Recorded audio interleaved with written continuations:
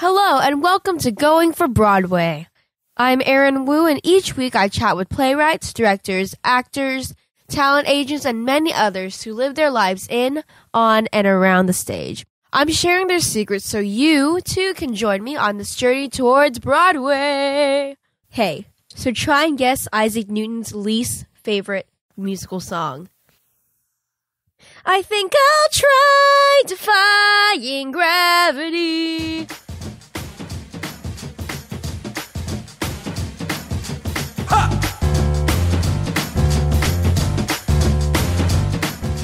Welcome to the Going for Broadway podcast with Eryn Wu. Eryn is a young performer who has acted and sung in many plays and has dreams of reaching Broadway. Each day is another step closer to that goal.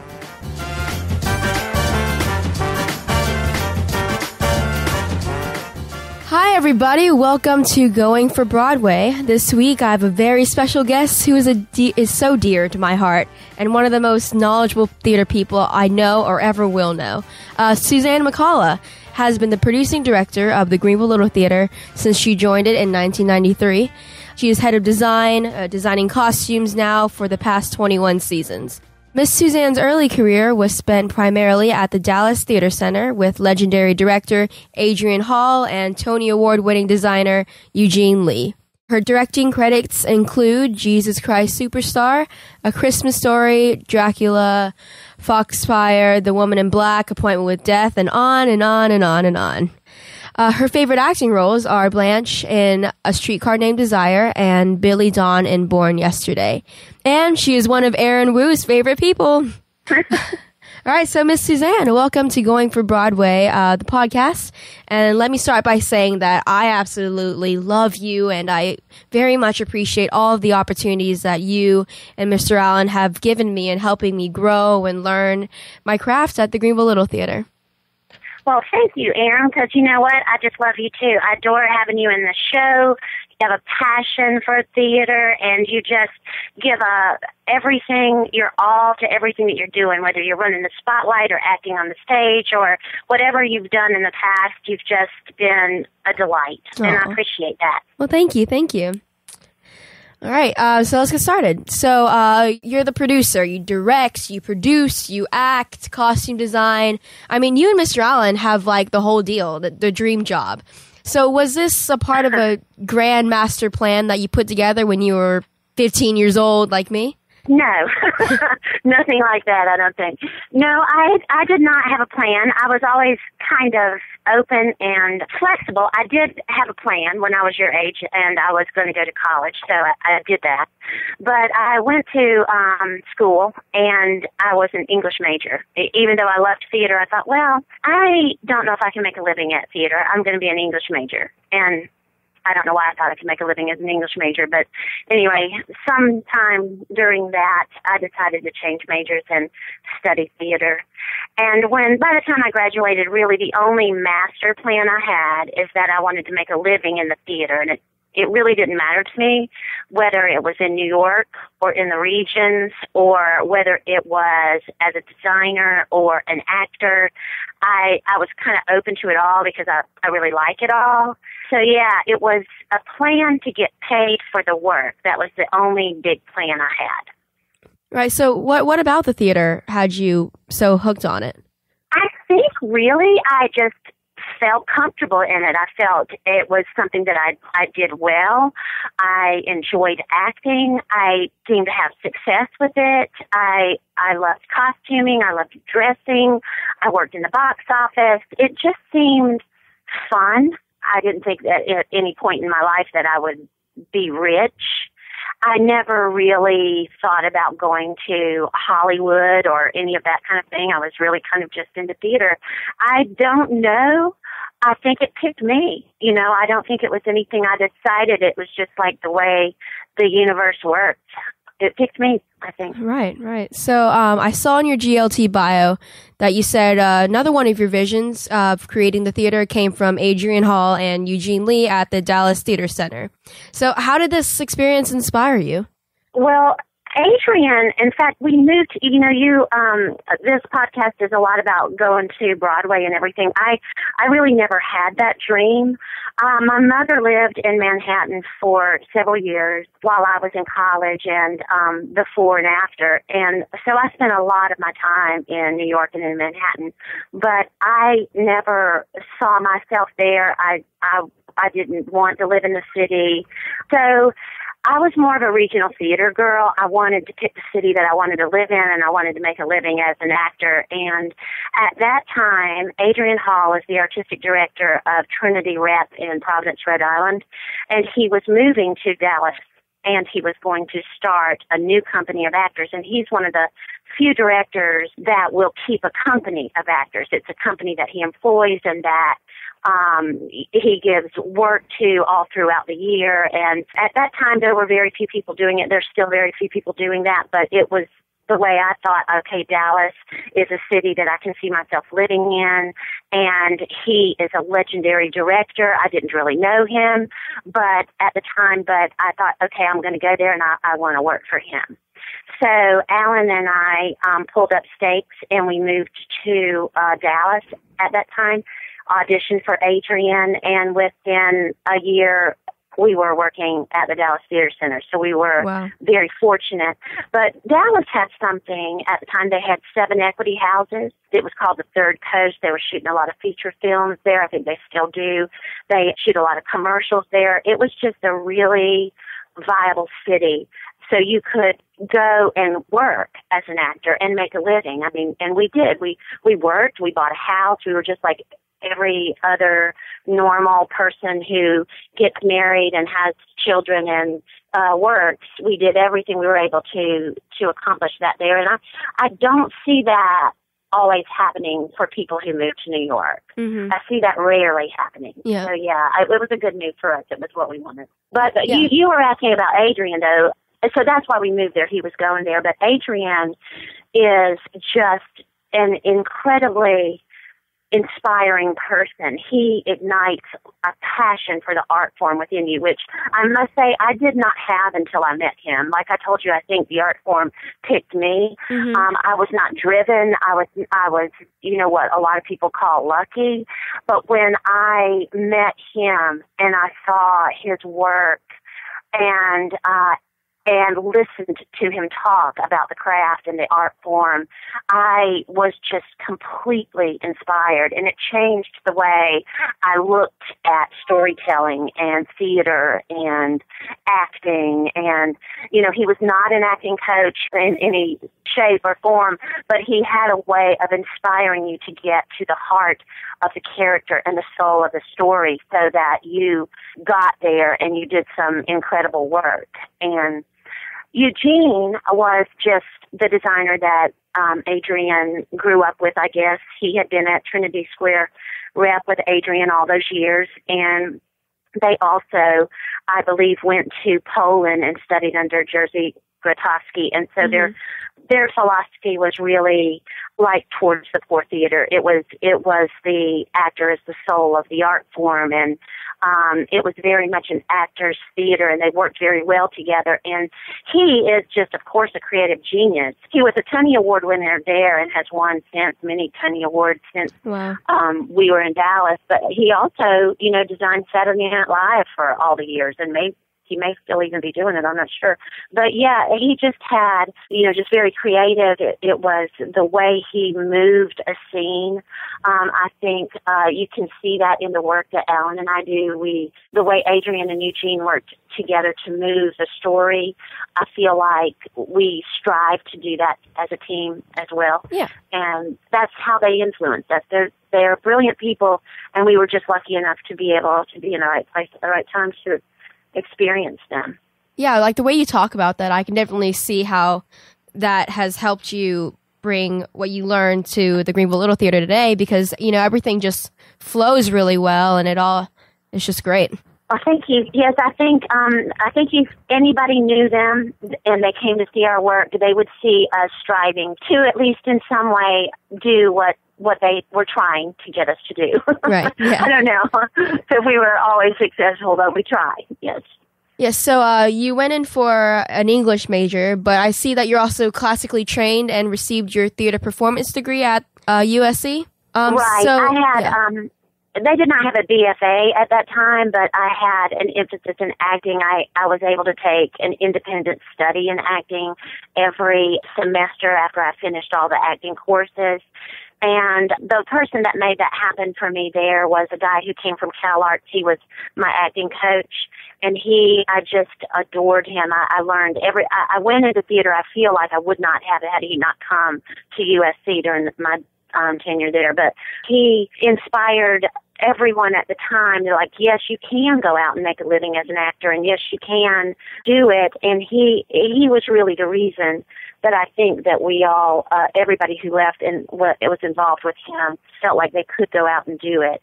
He was a great coach, and he inspired people to try the business.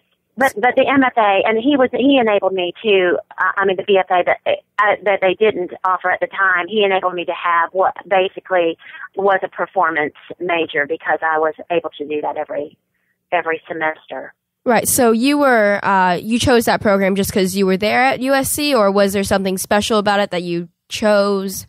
No, there was nothing special about it because I wasn't going there for theater in the first place. They had, probably the best English department in the nation at the time. They were rated number 1, and that was my major.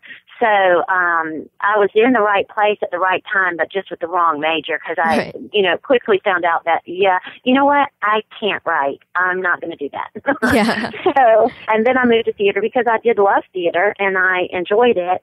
Did it, all through high school and everything. And I was taking theater classes at the time, too. It wasn't like I was not involved in it at all, but I was not a major. And so I ended up with a dramatic lit minor, which has been really good for me over the years, because I basically just read a whole bunch of plays.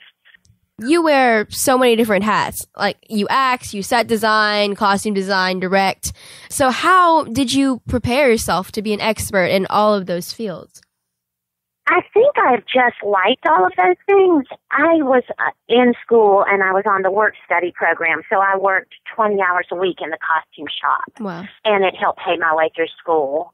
And then I also worked in, you had to at USC, if you were wanting to major in acting, then you had to take 2 other courses of study. So mine was costuming and box office.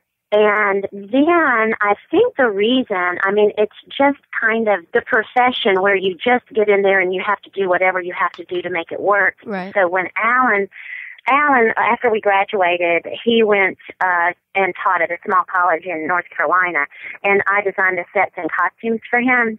But I was not a set designer, and really to this day I don't consider myself a set designer.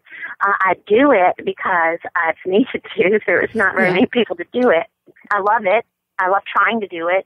You just do what you have to do. So Alan went to, and he taught at this small college, and I was designing the sets and costumes, and it was just trial by error. It's like, okay, how can we tell this story, and how can we do it with this little bit of money, and what are we going to do? So, and to me, that's fun. It's creative, and I guess that's how it all started.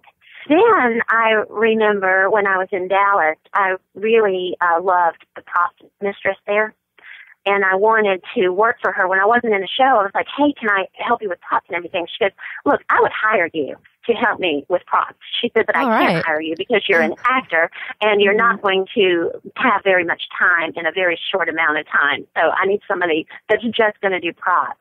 But occasionally when I was in the show, she would let me build my own prop or whatever. And so it was fun. And I also worked in the Dallas Theater Center's costume shop. If I wasn't in a show, I loved the designer there, and she would hire me in just to sew and stuff for them. So I just was always doing all of it. And I don't know. I just really liked that.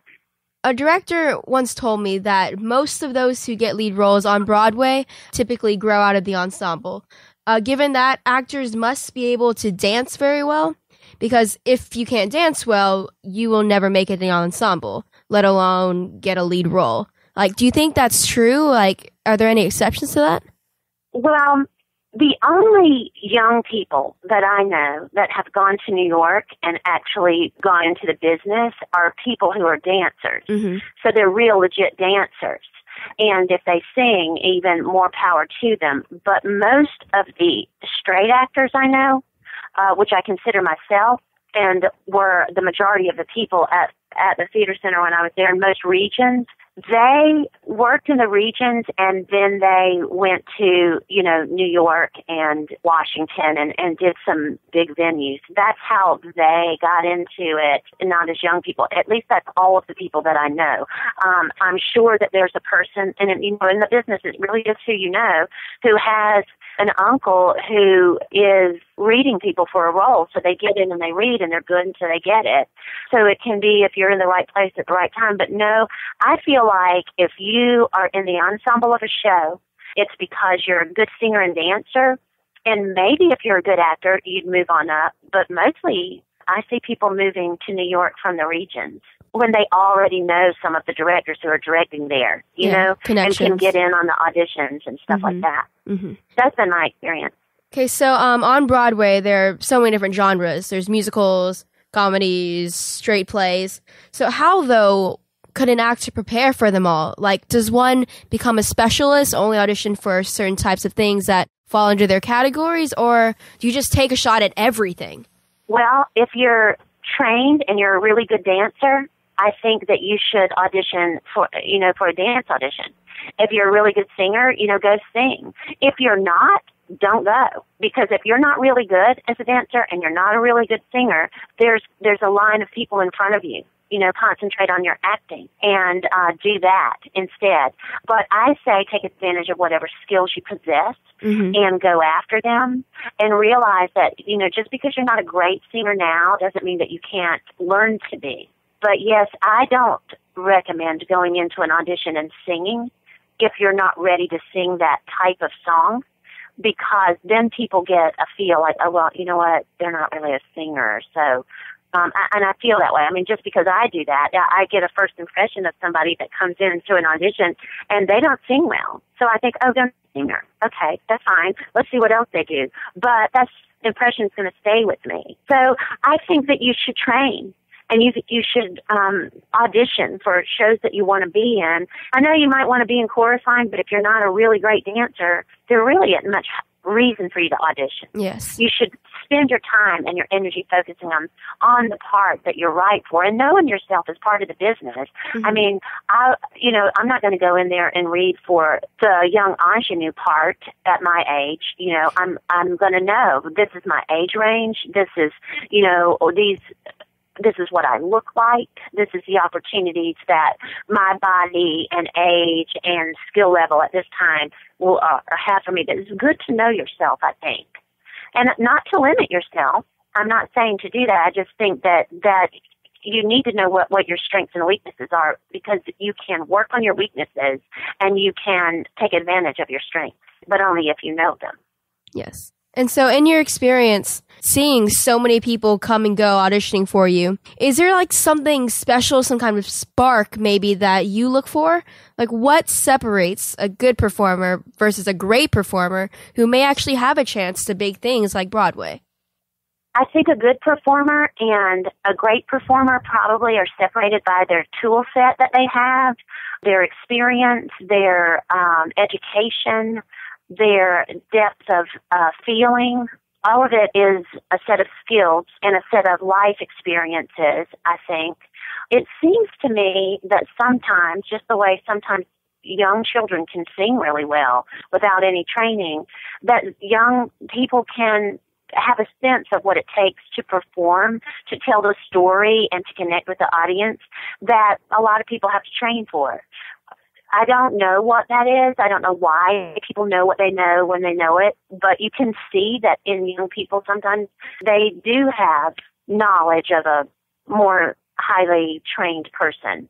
And I don't know why. It's the same in dance, and, some people have a penchant for it. They just seem to have terrific balance when they're young, and, they're just maybe born with a certain set of skills that other people have to learn. I don't know what makes them happen. I think I could be rich if I knew the answer to that question. Right.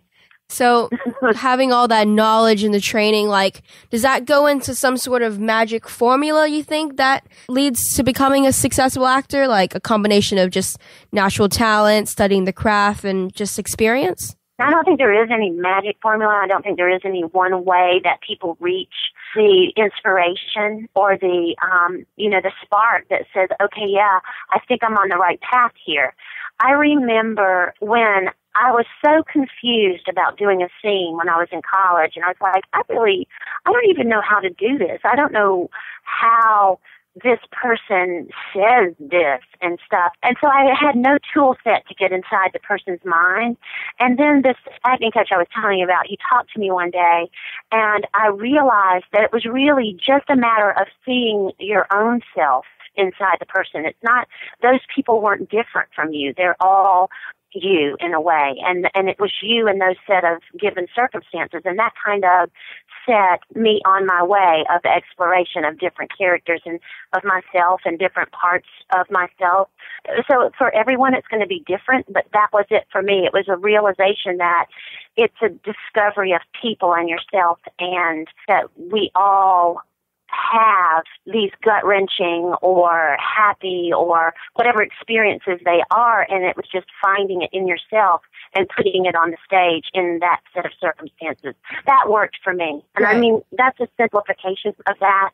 It's not just that, but that helped me see the path to the work. Right, so I guess just continuing to experience and connecting and discovering all just helps that out. Yeah, I mean, and life experience is something that you really just can't, you just can't really believe. I mean, it would be very difficult for somebody who had never given birth to understand the relationship between the mother and the child in my particular experience, because I have found that the more experience I personally have, the more able I am to get in the mind of the characters that I want to play. And that one particular experience of giving birth is something that, nobody can tell you. They try to, and I'm sure there are a lot of experiences like this, but it was just such a dramatic moment that I thought to myself, I'm so glad, come what may in the rest of my life, that at least I had a child, because this kind of relationship is one of the most important relationships, and as an actor, that's what you explore. And I was lucky enough to have it, and it changes the way you see the world. So yeah, that one life experience was great, but all life experiences are great. Yes. And it just adds to your tool set to be able to get inside the mind of somebody. The more you read, the more you know, the more you listen to people, the more you observe people. That helps. That helps you in understanding and then telling a story. A lot of times I'm walking down the street and I see something and I think, you know what, that could be in a play and nobody would believe it. I could dress a character like that and people would say, that's just too out and off the wall. But life is off the wall. One thing Adrian Hall used to say, and I love this quote from him, is that theater was a celebration of our differences. And I believe that. And so as you go about trying to add to your skill set as an actor, look at the differences, observe them. They're interesting. Yeah, because I've done a couple of studies where we basically just watch a person and just learn where they move from, where they keep their head, and just how they think, and just the way they move is just so interesting. Right, and everybody is so different. Yeah, and so when you do a character, one of the things that is important is, how is this person centered? How are they walking? Does any part of their body hurt? I mean, what are they? Yeah, so movement, really, and everybody is different. And if you see something that's kind of quirky and kind of fun, I always think, wow, I'd like to, I could use that. Yeah. That's kind of interesting. Yeah. So, should an aspiring actor put all of his eggs in one basket? If my goal is to work on Broadway as an actor and not a waitress, should everything that I do be focused solely on that goal, or should I have some sort of backup plan if the first shouldn't work out? I don't believe in putting all your eggs in one basket, and I'm saying that just by meaning, if your goal is to work on Broadway, don't just think that you have to get there by going there first. There are so many other ways to go out get your equity card, and then go to New York. I wouldn't advise anybody to go to New York unless they had their equity card, actors who wanted to act, that is, because you can't even get an audition. So go to the regions, get your equity card, meet some people that are going to go there, and then, go to New York. That's my advice. And, don't just limit yourself. The universe has a lot of options, I feel like, open for everybody. And if you just say, okay, I want to work as an actor, well, that gives the universe a lot of ways to give you an answer. But if you say, I only want to be an actor if I get to act on Broadway, then that's going to make the universe work a little bit harder. It might not happen, So I don't believe in putting your eggs in one. I believe to being open and receptive to all good things that might happen to you. And if you are talking about, should you have other skills in your life that you could get a job with? Oh, yeah. I think everybody should have skills in their life that they could get another job with. I think anybody who wants to act can go out there and act. It just depends. It might not be in the place that they want to act, but they can go out there and they can get paid for it. They can make that happen. But along the way, you do need to know how to do stuff. I mean, you already know how to be a waitress. You know how to bartend, and you know how to be a hostess. You know how, if you came and worked for me here at this theater, by the time you left, not only would you know how to be an actor, you would know how to clean bathrooms and do landscaping. Yeah. That's what we're doing right now. Here's Cody. He's right next to me. He's doing the laundry for the show tomorrow. So life skills, that only helps you be a better actor. And it also helps keep food on the table, because if you're hungry, you're not going to be a very good actor. Right. You need to eat. All right, Miss Suzanne, the 25 minutes you promised me is coming to a close so quickly. I'm sorry. It's fine. I just kept talking. Final thing. What advice in closing would you give someone like me or my audience, or even the parents of aspiring actors whose goal is to work and perform? To the parents, I would say, hey, keep your checkbooks open, because you're going to be needing to give to the arts your entire life. Your child is an artist, and you will be their best and finest patron of the arts. And I believe that. I think parents should support their children in the arts. And to people that are out there in the business, I'd say keep your mind open, keep your eyes open, be a learner, be a lifelong learner, and meet as many people as you can in the business. Do whatever it is. If you need to get into a theater, if you need to go to the Barter Theater or the Alliance Theater, and you need to start on the ground floor, do whatever it is you're starting with to the best of your ability. Be the best that you can be at everything. Do whatever they need you to do, sweep the floors, whatever, and work your way up if you have to. But keep your mind on your goal. My goal was, I want to be paid to act. And, that was easy to accomplish. I might not have been able to be paid as much as I wanted to be paid, but I was getting paid. And, it gets better. The more you know, the more people you know. Yeah, and there's a great upcoming season at GLT. Lots of great shows. Like those in the Upstate, SC, be sure to come. I'm excited. Oh, yes. It's going to be great. Right. Well, the upcoming season is great, and All Shook Up is awesome. So if anybody is free with this weekend or next, All Shook Up is great. And and you're awesome in it, of course. Thank you. And I can't wait to see you as the Ghost of Christmas Past in Christmas Carol. Yes. I'm so excited for that show, too. 90th season. That's pretty awesome. It is. It's pretty awesome. And to think that Alan and I will have run this theater 1/4 of its life. Wow. That's pretty amazing to me. I don't like to think about that. And you guys have stuck with it and have continued to strive with every single show you do. Well, thank you. We're just keep plugging along.